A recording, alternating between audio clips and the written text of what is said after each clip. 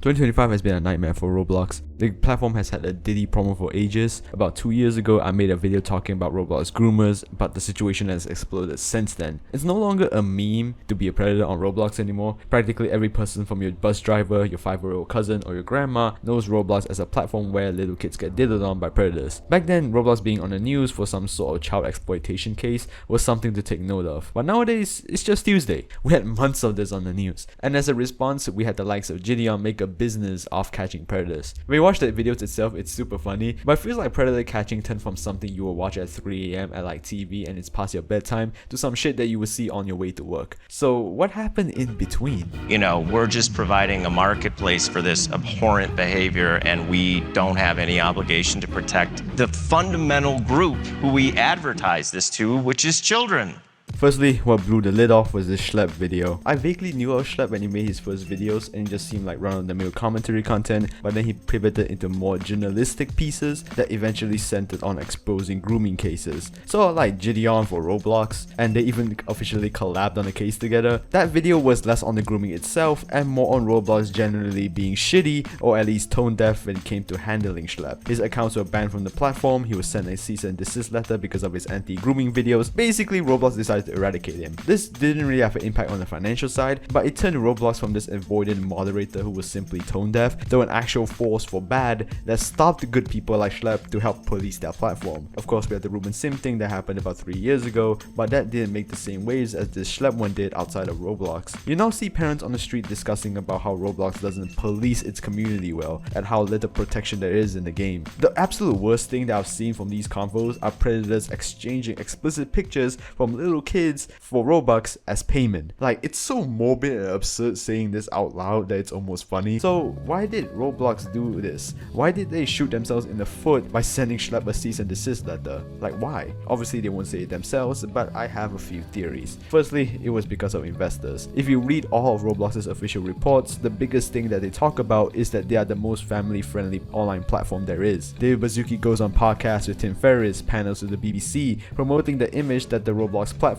is safe with a lot of guidelines in place. It's not like they're sitting on their ass not doing anything about the child predator issue, it's just that they aren't doing enough. But they're making it sound as if they're doing enough. And as an investor, imagine saying that you're investing into a company that enables child predators. Like, that sounds insane. The second issue is that relying on vigilantes like Schlep is actually a bad look for Roblox. Basically, it's like how cops at Gotham feel slightly useless because Batman is around. If Roblox publicly defended Schlep and other vigilantes, it basically validates that they don't know how to police their own platform. And yeah, that's true, but if they publicly allowed them to continue or even endorse them, it's telling everyone, look, we're incompetent, we know, so let's outsource the work to someone else. And even then, Schlep is probably one of the most organized vigilantes there are. There definitely could have been grooming cases done by more amateurish people that may cause cases to go wrong. Companies, of course, as well, don't feel shame. They care mostly about their bottom line, how their financials look, so of course it's going to do something like this. In fact, I don't really think Roblox sending a cease and desist was anything personal to Schlep, really. They probably just had a meeting for 15 minutes and made a decision that gave Schlep 9 million views trashing their platform. If a person sees some issue like grooming, most people will go fix the problem. Companies are lazier, they just say, oh, what's the easiest way to make this problem go away? And sending a cease and desist to a YouTuber who probably has no management, no legal team, are probably 20-year-olds is the easiest way to make them to shut up. Of course, this has failed twice, but they can't shut up state-level suits from governments and parents. Kentucky's Attorney General called Roblox a playground for predators, while Louisiana's AG says that Roblox takes more care of their profits than their kids, which, I mean, is kinda true. But the thing is, most companies operate like this under the hood. When a company goes public, it has to answer to investors, suits and ties, people who give you money to grow your business and expect some kind of return on it. And this is relentless. Every year, Roblox has to make more and more money to appease their investors, so things like child safety, things that don't really affect things in the present, get thrown in the wayside until it blows up in their face. Like this. Well, parents behind this lawsuit claim that Roblox takes advantage of children and exposes them to unsafe, unregulated, and in some cases grotesque virtual experiences.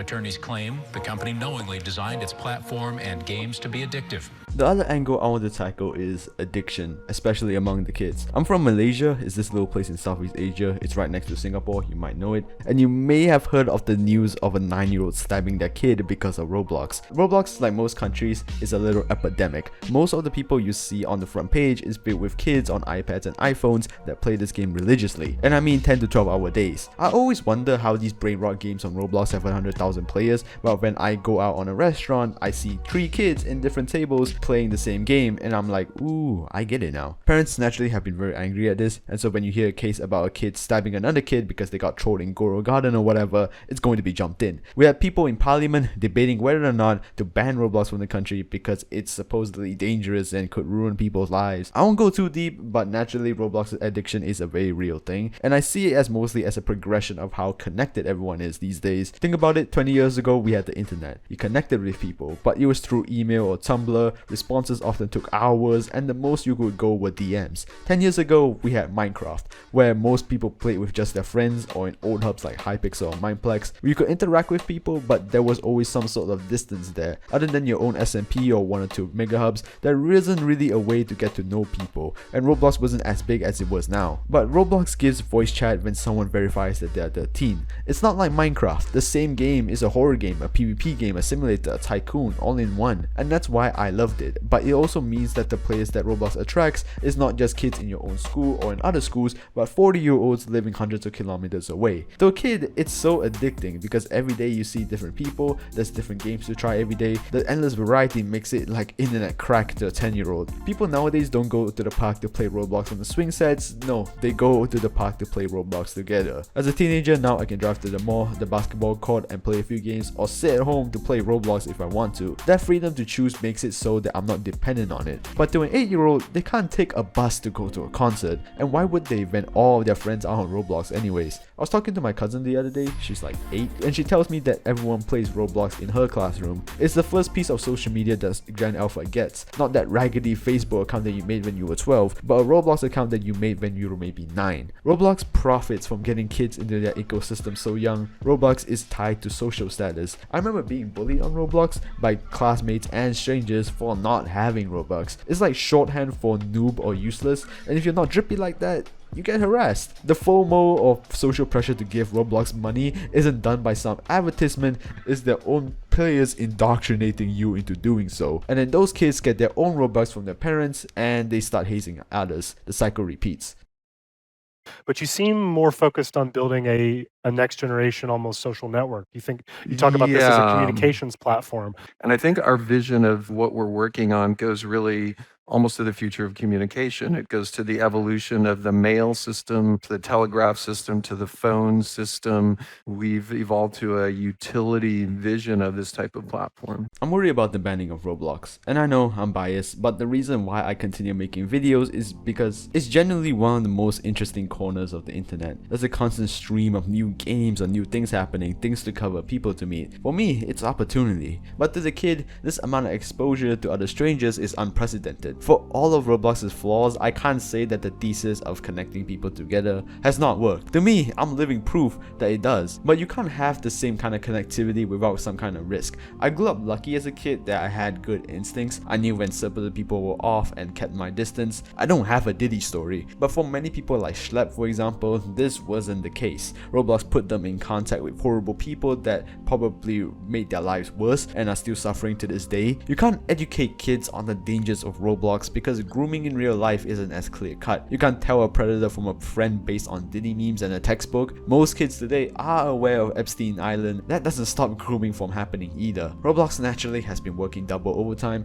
It's being a helicopter parent, constantly upping its moderation and being more invasive, and for good reason. Eventually, to chat in Roblox, you might need to submit some sort of government ID to play Roblox at all, not just for voice chat, but for actual texting. in chat because of how much heat they have gotten over the past few months. In fact, for most reasonable standards, they have overdone moderation. Back then, if you were on an underage account, you couldn't type in phone numbers because they were suspicious of people exchanging them in Roblox. If you don't know what I'm talking about, Roblox recently rolled out a plan for an AI age estimation thing where it would try and predict your age based on your patterns just to try and group Roblox players of the similar age to be in similar servers. Green Lego Cats and many other Roblox talking heads of course say that this is a bad change because of privacy reasons and that roleplay games or other connective parts will be destroyed or ruined. But like, the Roblox community and its lawsuits have forced Roblox's hand to do something this drastic in the first place. I single out Green Lego Cats in particular because he made a weak ass 7-minute response where he reiterates the same sentence 10 times for 4 minutes straight. That's practically half the video. Then he says that Roblox should work with the community more. Like, what concrete plan has the Roblox community given that's actually coherent and repeatable for that millions of players